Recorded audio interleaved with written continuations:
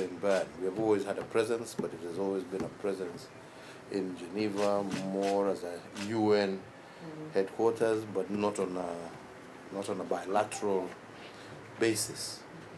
And I think, as everybody has said here, given the fact that we do share a lot in common.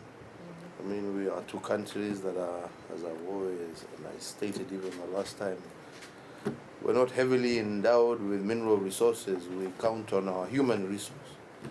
And it is our human resource that has helped us grow and sustained us, and will continue to sustain us. So there are definitely a lot of areas. You mentioned a few, the high tech, the innovation, where we use our human capacity to be able to also become major economic centers. And there's a lot of areas I believe we can cooperate, from manufacturing to Kenya as a trade destination into Eastern and Sub-Saharan Africa.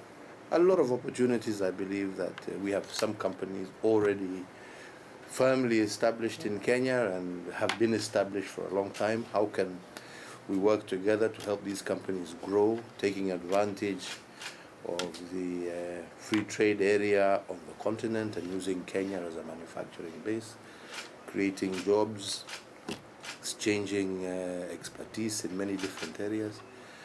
So I believe the potential is tremendous, and I think there is still a lot of work ahead of us. One of the things I'd really be very happy to see is if we can increase our partnership, especially in the health sector. I think there again there is plenty of room for growth, and this COVID has shown us that if we are not widely spread, there is no such thing as national diseases anymore. It's a global scenario, and unless we expand our foothold, our manufacturing capacity across many different zones, we can all end up in serious problems. And I think this is one area where I believe we can work closely on. There's big entities based here in Switzerland who I think we should be able to engage with to see if they can look into expanding their manufacturing, or diversifying their manufacturing areas into our part of the world to cater for that region. So those are areas I believe a lot more could happen. And I also recall that tourism, I saw some numbers there. We're talking about 9,000 tourists pre-COVID. But I can assure you that in the 70s, we used to do almost 130,000 tourists.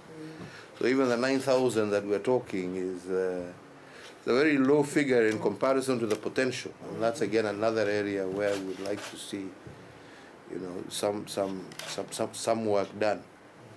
Our airlines have, as a result of this pandemic, we have lost some of the routes. But I believe these are areas that we can work on restoring and bringing them back. I know there's ongoing negotiations between our two countries on that, and I don't want to get too much into that, but we need to see how we can get.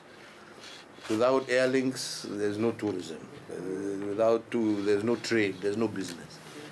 So it is a manner on how we can actually resolve this transport issue, while at the same time protecting our respective airlines from any potential problems, especially with regard to regional travel. So this is something I think people can continue looking at and working on together, because it is critical. Other than that, really, mine is just to say this is an opportunity, I believe, to be centered in a capital that has good trade ties through Europe. I believe it has an anchor country in many respects. We share very many things also at a multilateral level. I think we have taken common positions on a lot of issues, and I think this is something, again, we can continue, especially as the world is becoming more and more polarized. So we need to be able to see again how we can we can partner and hopefully become the voice of reason in this increasingly tense world.